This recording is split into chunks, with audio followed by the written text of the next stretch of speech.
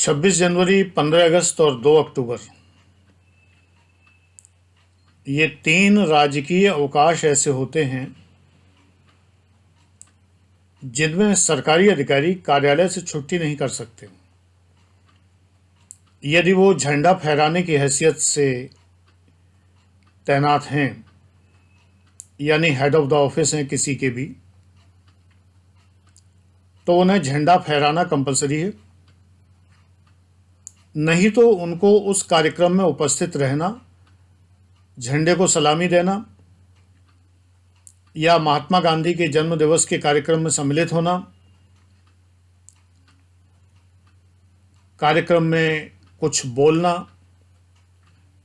या न बोलें तो उपस्थित होना कंपलसरी है।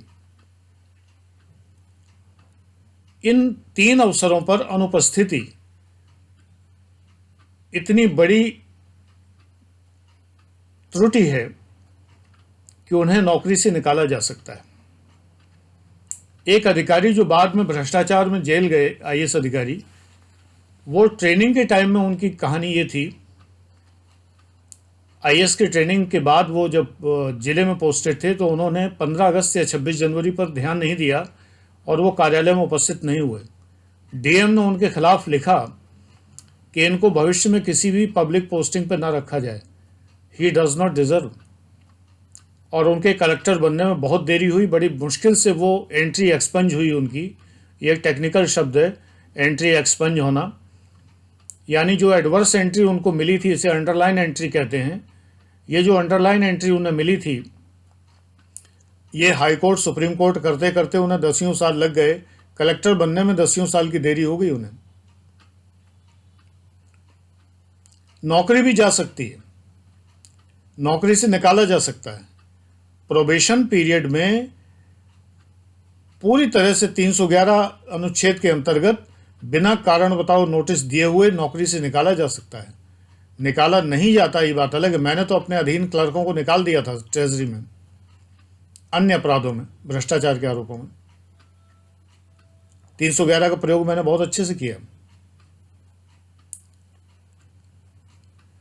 तो इन 3 महत्वपूर्ण राजकीय त्योहारों पर अनुपस्थिति सरकारी नौकरी से आपको बाहर कर सकती है, आप बात याद रखिए।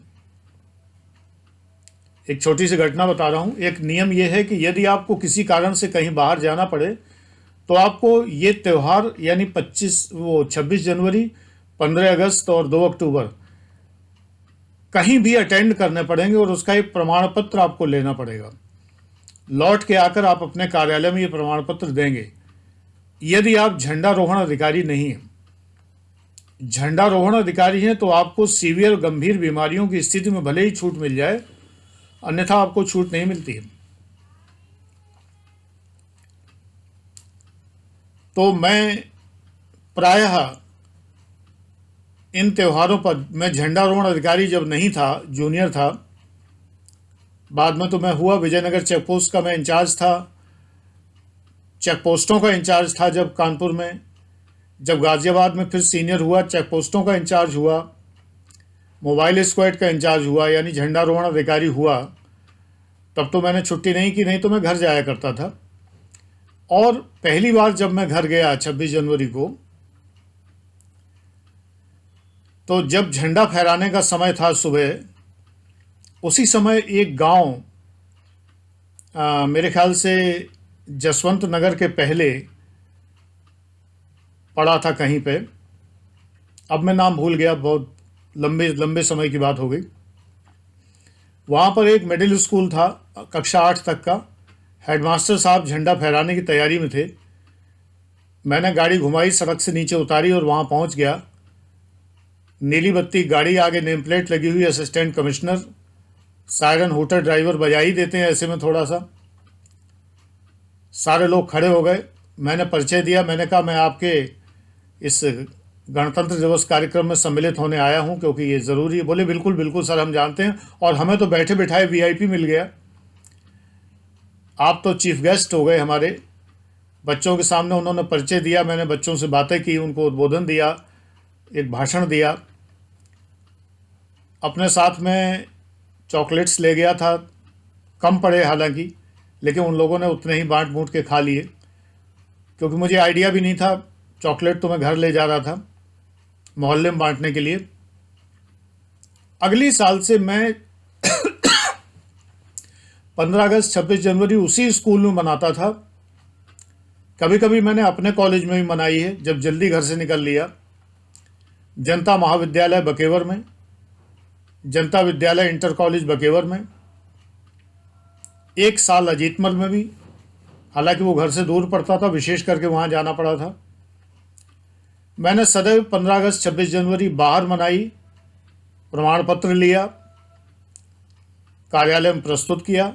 लेकिन हाँ, जब मैं झंडारोहण अधिकारी था तब तो मैं नहीं जा पाया था। तब तो मुझे झंडा फहराना था और थोड़ा मज़ा भी आता था झंडा फहराने का। जब प्रधानमंत्री जी लाल किले से फहराते हैं, राष्ट्रपति जी फहराते हैं 26 जनवरी को, तो अपने को भी झंडा फहराते समय एक बड़ा सुखद सा एहसास होता है कि आज हम भी इस लायक हैं कि हम झंडा फहरा रहे हैं। राष्ट्र की सेवा में अपने को समर्पित करते हुए बड़ा अच्छा लगता है। इतने सालों तक किया, फिर बाद में जब शिखर एकेडमी स्थापित कर ली तो यहाँ खड़े होकर झंडा फहराता था छज्जे पर।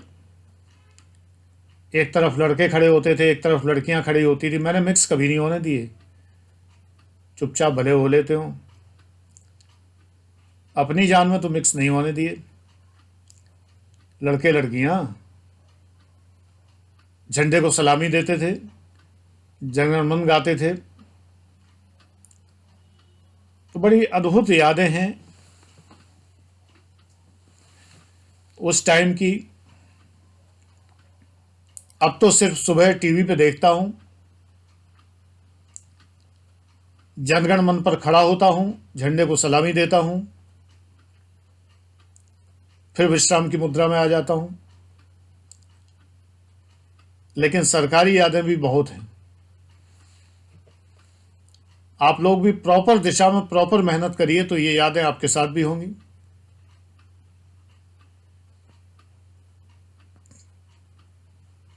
यदि उतनी मेहनत नहीं कर सकते तो समय नष्ट न कीजिए, सेल्फ एम्प्लॉयड बनिए, अपना काम शुरू करिए, स्टार्टअप शुरू करिए, बिजनेस शुरू करिए, पैसा कमाइए। समय बड़ा कठिन है, पूंजीवादी समय है, कोई सरकारी वरकारी सहायताएं नहीं मिलेंगी। पैसा कमाइए।